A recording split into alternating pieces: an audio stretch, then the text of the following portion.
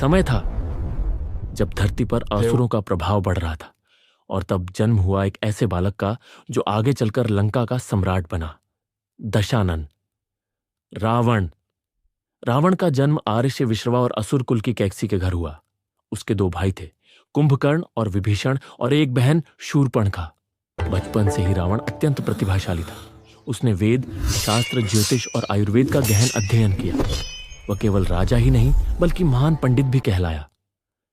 रावण शिव का परम भक्त था। उसने घोर तपस्या की, वर्षों तक साधना की। भगवान शिव उसकी भक्ति से प्रसन्न हुए और उसे अपार शक्तियां तथा दिव्य शस्त्र प्रदान किए।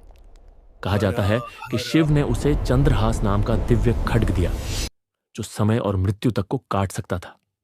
रावण के 10 सिर और 20 भुजाएं केवल शक्ति का प्रतीक नहीं थे, बल्कि ज्ञान का प्रतीक थे। उसके 10 सिरों का अर्थ था वेदों का ज्ञान, संगीत, आयुर्वेद, ज्योतिष, धर्म, अर्थ, काम, मोक्ष, राजनीति और शस्त्र विद्या। उसने लंका को स्वर्ण नगरी बना दिया, जहां धन, वैभव और वैदिक ज्ञान का भंडार था। जितना बड़ा उसका ज्ञान था, उतना ही बड़ा उसका अहंकार भी बढ़ता गया। शूर्पणखा की अपमानित कथा ने उसके हृदय में आग जलाई, और उसी क्रोध में रावण ने माता सीता का हरण कर लिया। वह भूल गया कि जिनके साथ उसने शत्रुता मोल ली है, वो कोई साधारण मानव नहीं, बल्कि मर्यादा पुरुषोत्तम भगवान राम है।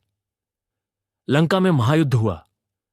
धरती कांप उठी, आकाश गूंज उठा और सागर भी विचलित हो गया। कुंभकर्ण, जो अपनी नींद के लिए प्रसिद्ध था, युद्ध भूमि में उतरा, पर अंततः राम के बाणों से धराशायी हो गया।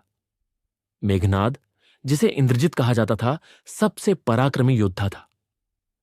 उसने राम और लक्ष्मण को बहुत समय तक रोके रखा, पर अंत में वह भी युद्ध भूमि में वीरगति को प्राप्त हुआ। एक एक कर उसके सारे साथी गिरते गए और अंततः रावण अकेला बचा। उसने अपनी अपार शक्ति, विद्या और दिव्य शस्त्रों से राम को हराने की भरसक कोशिश की, लेकिन उसके सामने खड़े थे भगवान विष्णु के अवतार, मर्यादा पुरुषोत्तम राम। राम का एक दिव्य बाण सीधे रावण के हृदय में समा गया और सोने की लंका का सम्राट, महापंडित रावण भूमि पर गिर पड़ा। कहा जाता है कि अंतिम समय में स्वयं राम ने लक्ष्मण को आदेश दिया, जाओ और रावण से राजनीति और धर्म का पाठ सीखो, क्योंकि ऐसा ज्ञानी, ऐसा विद्वान दूसरा कोई नहीं था। रावण की मृत्यु हुई, पर उसका ज्ञान अमर रह गया।